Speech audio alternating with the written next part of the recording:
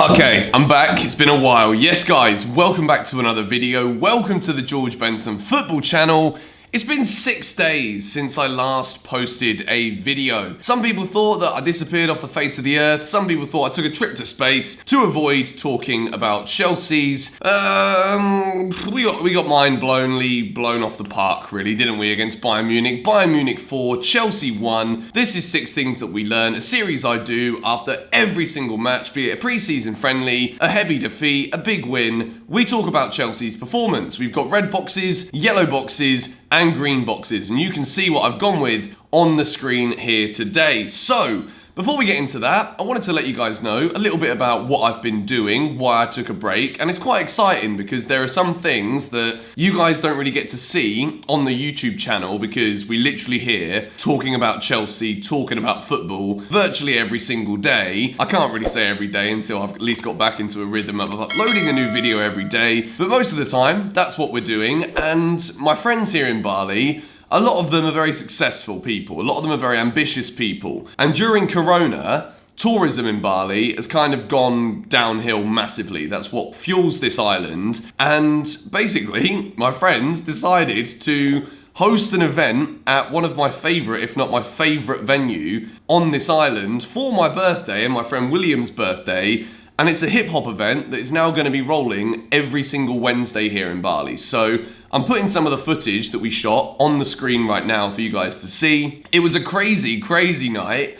And that was the start of the birthday shenanigans. I basically had a birthday week where we arranged a load of stuff. We were away, we were at parties. There was just so much going on that I basically didn't have time to make any videos. So it was a perfect little week off to recharge because now we're back in business and we've got a lot to talk about with Chelsea. And we would need to do 6 things we learned from this Bayern game, even if it's a little bit late to the party because, well, we've done it for every other match this season. And I think this game taught us so much about this Chelsea team, not just from this season, but what really needs to be worked on now moving forward and what we need to address if we want to be challenging at the highest level for next season and in the future with Frank Lampard as our manager. So I've seen a few people come out and say that Frank isn't good enough, Frank doesn't know what to do with this Chelsea team, and I couldn't disagree more. I think that what we've got to remember, going into this tie against Bayern Munich, yes, I spent forever on this channel and on social media blindingly throwing out there that Chelsea were going to do it. I had this little inclination in the back of my mind that wasn't really based off of that much logic, more so just like, as a football fan, I find it so much more enjoyable and so much more exciting to always think that it doesn't matter what happens, there's still a chance that Chelsea could win the game. We were humbled by Bayern Munich, and I think I could sit here all day pinpointing the errors within the Chelsea side, pinpointing the weaknesses, what was average, what was good, but we've got to remember that this Bayern Munich side under Flick, they're one of the best teams in the world, and I think in terms of the quality that I've seen across the game at Stamford Bridge all those months ago, and that match in the Allianz Arena a couple of nights ago, it just established that this is one of the best teams that Europe has seen for a very long time. Bayern Munich go to play Barcelona. Barcelona overcame Napoli. Bayern Munich, if they can get through Barcelona, I don't think anyone's going to stop them in this little Champions League tournament that's going on in Lisbon. I think they're by far the best team, and credit to them. You know, they've got some incredible players all over the field. Manuel Neuer has been one of the world's top goalkeepers literally since I was a child. And then throughout the defence, the midfield, the attack, they're just a superpower. They're a force. So Chelsea, after transfer bans, losing Eden Hazard, we know that there's been defensive issues all season, and that is box number 1 in today's video. The overall defensive structure that we had on show for this game against Bayern was just like, imagine a highlighter pen and then just like sticking a laser on it and then like the sun blows it up a little bit. It made it so obvious, it couldn't be not seen that Chelsea's defensive structure is the main downfall with this side. So as you can see on the graphic on the screen with the 6 things we learnt graphic, I've gone and decided decided to put a man in blue skiing downhill, because whenever you see Chelsea play this season, when we're going forward, we create a lot of chances. We look as though we can score. And even in this game against Bayern, Callum Hudson-Odoi, beautiful finish by the way, to score a goal where Tammy Abraham unfortunately was offside. We did get one when Tammy poached from Manuel Neuer's mistake just inside the 6-yard box. But the quality of these Bayern Munich players was on show. We looked as though we had no idea how to defend. And it wasn't just like a couple of individual errors.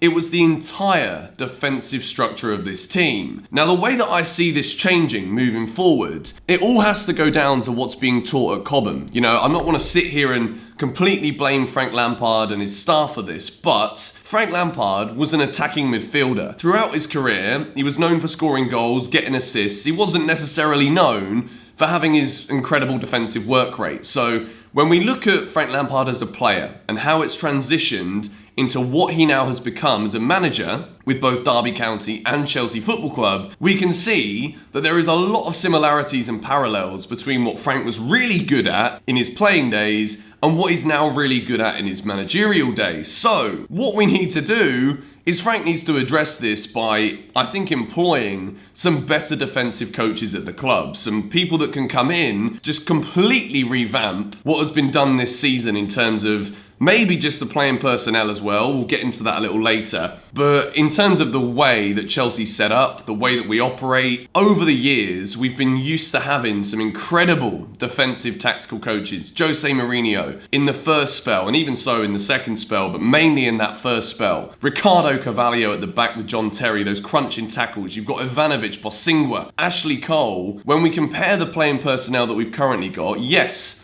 it's not on the same level, but when you have so many good players in defensive positions, you can tactically mould something that almost becomes unbreakable. That's what managers did in the past. Frank has not been able to sign defenders. The more I see us, Ziyech, Werner, Havertz, who might be on the way. There'll be a brand new video out later on today with some updates on that one that you might get excited about. We need to invest in this defence. It was never more obvious than playing against one of the best attacking teams in the world and being humbled twice in a row. We've also got to remember that, in my opinion, it was a benefit to Chelsea that Bayern Munich hadn't played for so long. We've also had so many flipping injuries, suspensions, and everything else that Chelsea have been doing to get the Premier League finish over the line after Corona. So I think Chelsea were just tired.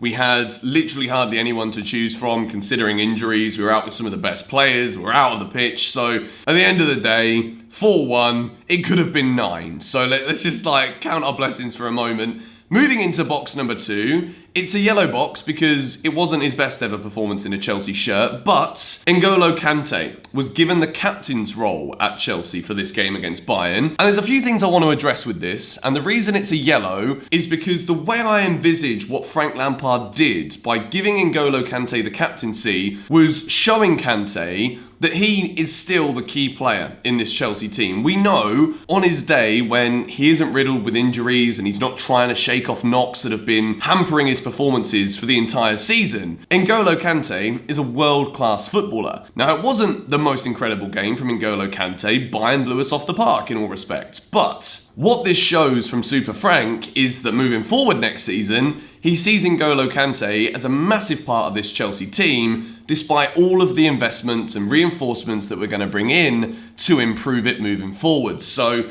I thought Kante was okay. He was back towards that tenacious style where he's trying to bite at the ankles of midfielders, bite at the ankles of opposition players to try and win the ball back for Chelsea. That's when he's at his very best. And I don't think it was the best game, but I think what it highlighted to us moving forward is just how key N'Golo Kante will be in Frank Lampard's plans. He's still got a lot to offer this club, and despite the injuries that have hampered him this season, next season, he's still going to be big in this Chelsea team. Moving in to box number 3, and despite losing 4-1, I want to give a green box to an individual at the back who goes by the name of Kurt Zouma. Chelsea defence this season, even throughout this flipping video, there's issues, there are problems. Kurt Zouma is not the perfect centre half, but what he did in this game against Bayern Munich that I didn't see from any of the other defenders was grab the game and be the leader. He was the one making the clearances. He was the one just trying to structure as best as he could, but it just didn't work because people weren't on the same page as him. And I said when Corona, took football away, and then when it came back, I thought Christensen was the best defender. I've changed my mind again, which is also okay because it's football and it's a fluid thing that changes every flipping week. So Kurt Zouma, I believe whoever we do bring in the centre-back position, it should be to partner Kurt Zouma. He's still relatively young. I think his best years are still to come. And I think that Kurt Zouma becomes a much better centre-back when he's alongside someone that he trusts. And I think, again, Declan Rice is the name that has been hammering down amongst the Chelsea community and online within the transfer speculation network. Zouma and Rice would actually be a very good centre-back pairing for Chelsea. I think between them, they've got all the attributes. We know that Zouma's very good in the air. Sometimes he can be a bit clumsy. I think his passing's actually good and he's got a good dynamic range for his passing. And I think despite Chelsea conceding 4, Kurt Zouma was undoubtedly the bright spark at the back for us during this game. Let me know in the comments down below, do you think Zouma's got enough to be a centre-back here at Chelsea next season, a starting centre-back, if we do bring in another one? I think we can see that Christensen was just a little lost in this game. I think positionally again, which was a major factor in pretty much all of the defensive things I'm talking about. Positionally, we were just in the wrong places. And when you've got someone like flipping Robert Lewandowski, the Polish powerhouse, coming down at you, the best striker in world football, he's gonna score goals. And he scored another flipping 2. I'm getting tired of this one. But we're moving on to box number 4. And yet again, it's a defensive box, and we're talking about Emerson. I think the game started very well for Emerson. I thought he looked quite bright. He was linking up a little bit going forward. Had a good shot that was saved from Manuel Neuer. And then, well, at least for the final 2 goals. For a couple of the goals, he's just like, where is he? What is he doing? And I bring it back to this P word again, positional. Where is Emerson? What was he doing throughout the majority of this game defensively when Bayern were coming forward? He looked lost. Bring it back to box number 1. There was just no defensive structure for this Chelsea team for this game. And I think Emerson, again, it just showed that the left-back position is something we have to be strengthening on. The reason Alonso wasn't in the team is because he got so lost in the first game that he got himself flipping sent off, which, to be honest, is probably a smart move so that he didn't have to get exposed again because his boy Emerson got exposed instead of him for this one. Emerson wasn't good enough, and I think that at the start of this season, there were some really positive moments from Emerson. I think he had a good start to the season. Injuries came in. He came back. He was never really able to get that early season good form that we saw. Going forward again, I think he's good, but he's not great. But defensively, so much work needed to be done. And I needed to give him a red box in this one because overall, we did try and create things going forward. I thought Ross Barkley was kind of a bit lost. He made some poor decisions.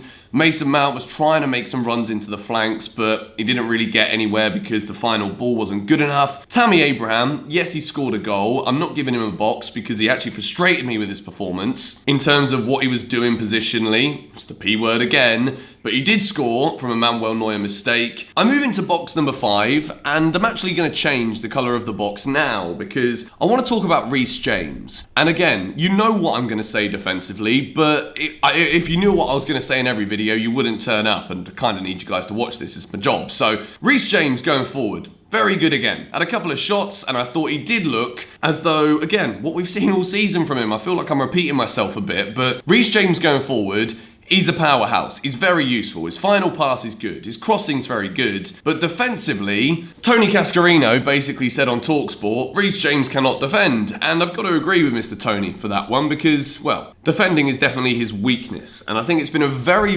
good first season at Chelsea for Rhys James. I didn't necessarily think he'd always get as many minutes as he has. I'm always excited to see what he's going to do. And I think his defensive frailties will become something much better for him because he is very strong. He's got the right build. But in his mind, I always feel like he has to try and overcompensate for the weaknesses at the back. And it means that in the spare of the moment where he has to make the right defensive decision, he doesn't end up doing so. So I've given Rhys James a yellow. So I do think he was very bright for Chelsea, trying to go forward and attack, which we had to do because we lost the first game 3-0. But it wasn't good enough again. Question marks about his defending. But it has been a very good season overall. goal for Rhys James. I'm going to have some more carrots and turmeric. And box number 6, I've got to address this one because the game was there for Chelsea. You know, it's a free hit, this one. We always knew that we were very unlikely to go through, but playing attacking football is great. But sometimes you need to rely on your goalkeeper to get the basics right. And Willy Caballero, as good as he has been when he's come into the Chelsea team at times this season, he's a number 2. It's just such a classic Willy mistake to make. Just sliding in at the feet of the world's best striker and being